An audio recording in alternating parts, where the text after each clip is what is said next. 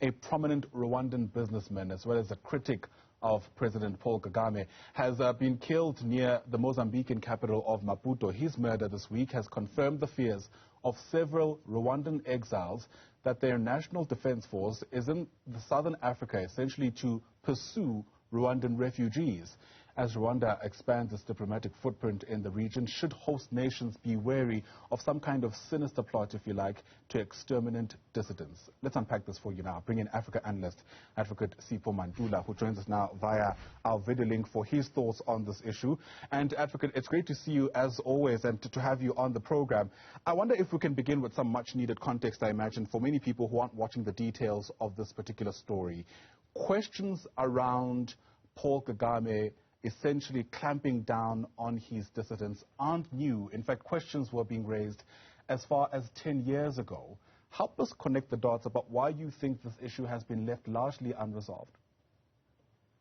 Morning, and refreshing morning, Jumbo Africa to the viewers. And I think, like you have said, for us to can paint the picture of the Rwanda foreign policy post-1994 after genocide, and even beyond that, when you look at those repressions of dissidents, mostly becoming former army generals, becoming eminent business people, both in South Africa, in Kenya, in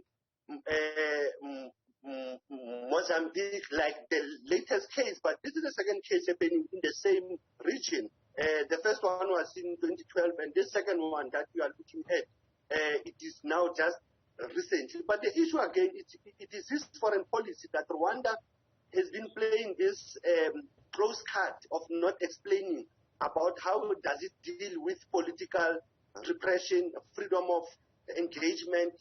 And at the same time, like we have posed that critical question about the host countries. Remember that South Africa at some point during the Zuma era, there was a tension within our foreign ministry with the Rwandan embassy around the issue of even spying and the issues that happened in 2014, 7 years ago, when there was a killing of a Rwandan intelligence officer who was a former general army. So one can say Kagame is able to play his card very clear in terms of militarization, deception, of using the foreign policy, and at the same time using the statecraft of the intelligence to wipe out his opponents. Right.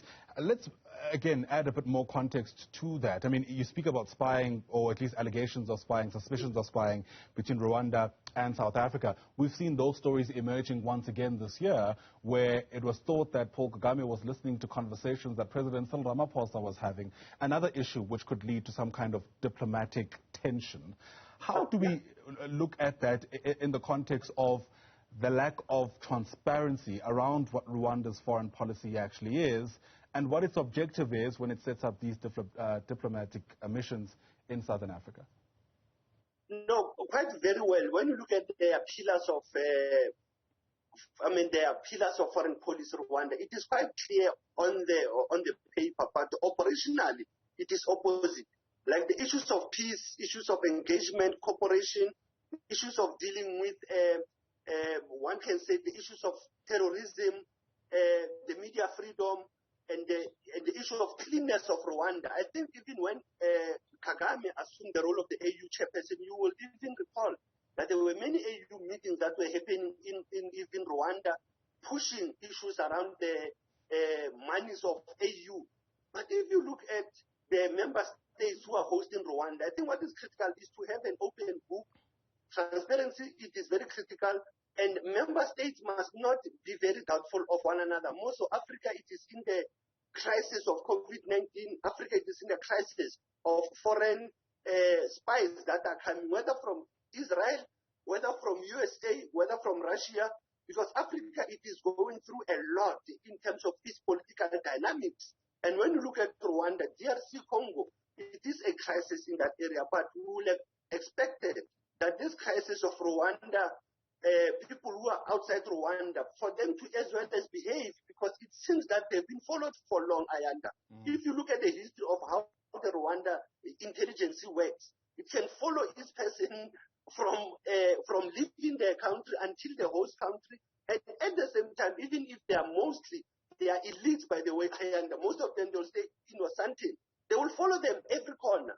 And that's where it is very pathetic and very concerning that ordinary people are still struggling, but we find politics of executive, we find politics of the foreign intelligences dealing with the human rights activists in this manner. Right. Very quickly then, Advocate Mantula, how do we put pressure at least for some kind of justice to take place here, again, in a context where this has been ongoing and largely unaddressed for over a decade?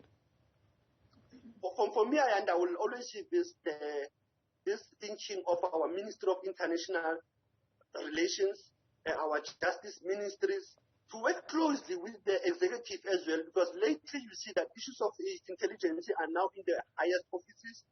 South Africa, both Kagame plays oversight through his intelligence, but the critical element is our justice ministries, our foreign ministries of justice, that how, our international relations of our ministries of justice, how they even clamp down on mercenaries, how they clamp down on illegal spying.